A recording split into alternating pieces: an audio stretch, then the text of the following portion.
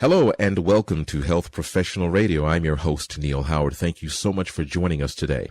Our guest in studio is Dr. Silvia Morris.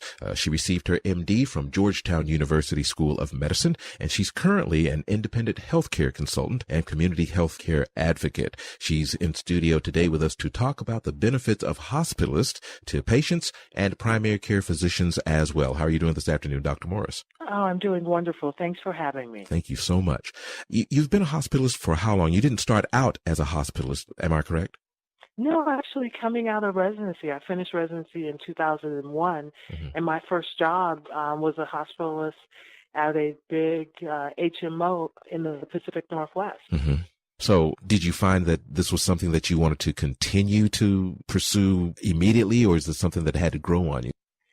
Well, we all kind of come to work a little bit differently. And certainly in my training in internal medicine, I spent a lot of time in the hospital.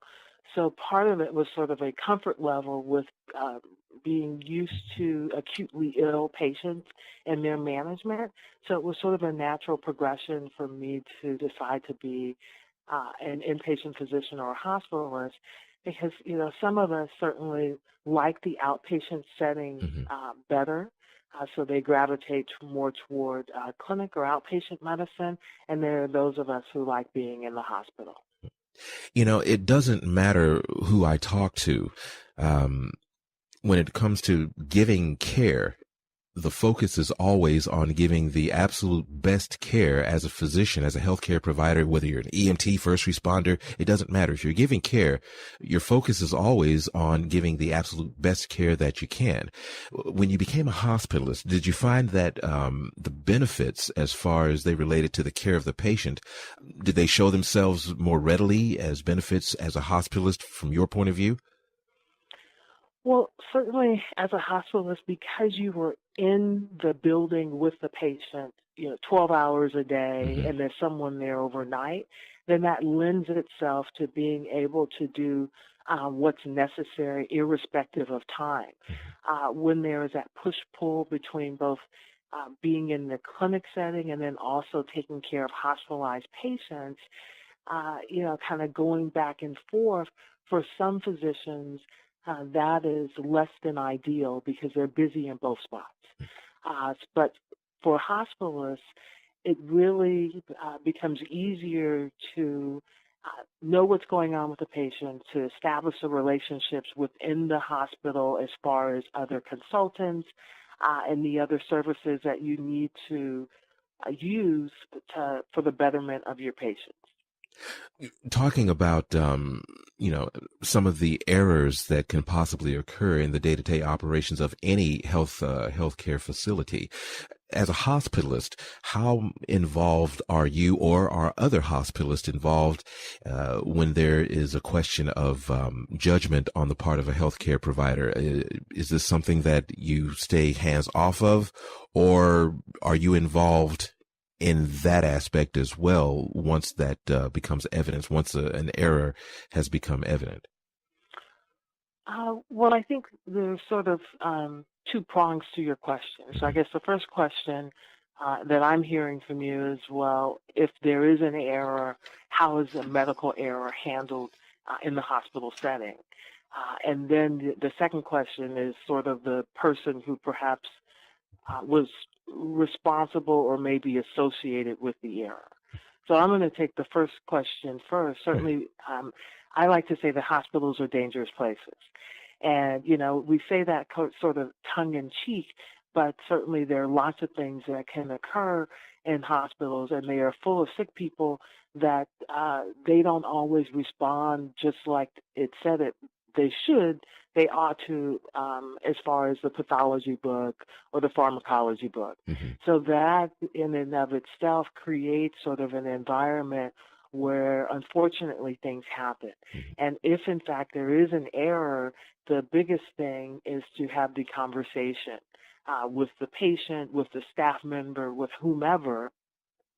So there's an acknowledgement of the error, and then obviously whatever needs to be done to rectify it. Many times when we talk about being an employee of the hospital, your focus is on the protection of the hospital as an entity, even though you care about the patient. As a hospitalist, can your loyalties float more toward the patient as opposed to the institution? No, I wouldn't say that the loyalty is more toward the institution. At the end of the day, we're physicians, and Mm-hmm. what we are charged to do is to do what is in the best interest for for the patient. Mm-hmm. So you think about the patient as an individual, and what I always would say to myself is, what would I want done to the family member that I happen to like? Mm-hmm. You know, you always want your best done for, if it's your favorite grandma, your uncle, whomever it happens to be. Mm-hmm. And that's what you do. Now, am I naive enough to think that because of the environment in which we practice medicine, there are certainly economic constraints, Mm-hmm. which, the resource constraints, all of those things. But we are charged first and foremost with taking care of the patient to the best of our ability, given what we have. Mm-hmm. And we are always patient advocates first, because medicine, even though they talk about it being a business, the Mm-hmm. business of healthcare, at the end of the day, it is a relationship between the physician and patient, or nurse and patient. So, at the end of the day, I can see that it's always the patient, the health of the patient comes first. But during that day, what are some of the benefits that the hospitalist can afford to the physicians whom they are so involved with intimately in coordinating the care of the patients? How does their experience benefit as a healthcare provider from the hospitalist? Well, certainly we are always dependent upon people coming to the hospital and their primary care physicians, and trusting their care of their patients to the hospitalists. Mm-hmm. So certainly the primary care physician doesn't have to then come to the hospital to take care of the patient, doesn't have to worry about calling the consults, doing the Mm-hmm. discharge planning, the history and physicals, all of the things that are really integral to someone being hospitalized. If you're a specialist in someone, one thinks that, well, you know all the ins and outs. You are a specialist in what needs to take place with your particular patient, either upon coming into the hospital and upon leaving. How are hospitalists received by other specialties, not just healthcare providers in general, as they coordinate care, but the specialties themselves?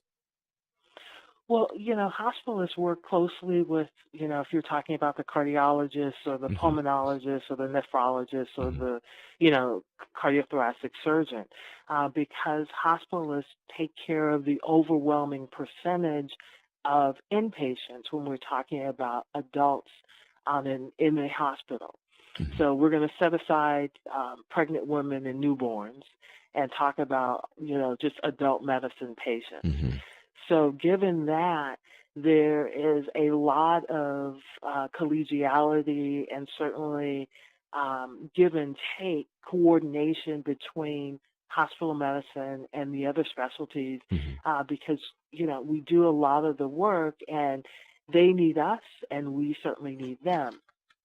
And when you talk about hospitalists in terms of quality of care, certainly length of stay is shorter with hospital medicine patients than compared to patients who are on a non-hospitalist service.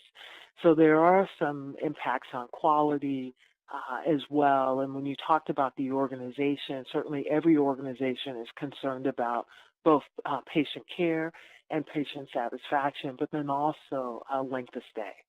And where can our listeners get more information about hospitalists and the benefits that they can provide to both the patient and the physician? They definitely should take a look at the Society for Hospital Medicine, and there will be lots of answers to their questions there. Thank you so much. You've been listening to Health Professional Radio. I'm your host, Neal Howard. We've been in studio this afternoon talking with Dr. Silvia Morris, a former assistant professor at Emory University School of Medicine, currently an independent healthcare consultant and community health advocate, board certified by the American Board of Internal Medicine and the American Board of Holistic Medicine. Dr. Morris cares for hospitalized patients with a variety of conditions. Some of her areas of expertise include hospital medicine, preventive medicine, holistic medicine, and internal medicine. And she's been here talking with us about the benefits that hospitalists can afford to patients and physicians alike. It's been great having you here with us today, Doctor. Thank you very much. Thank you. Transcripts and audio of this program are available at hpr.fm, also at healthprofessionalradio.com.au, and you can subscribe to our podcast on iTunes.